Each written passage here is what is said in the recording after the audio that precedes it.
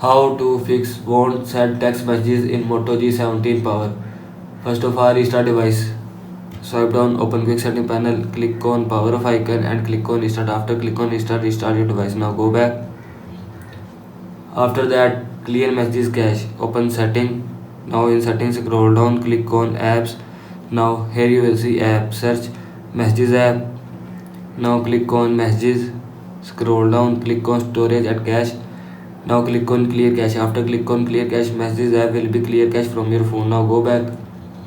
After that, software update. Open setting, scroll down, click on software update, click on check for updates and click on update. After click on update, your phone software will be updated from your phone. Now go back. After that, reset network setting. Again open setting, scroll down, click on system, scroll down, click on reset options, click on reset mobile network setting and click on reset setting. After click on reset setting, mobile network setting will be reset from your phone. This is how you can fix won't send text messages in Moto G17 power. I hope so you like this video and thanks for watching this video.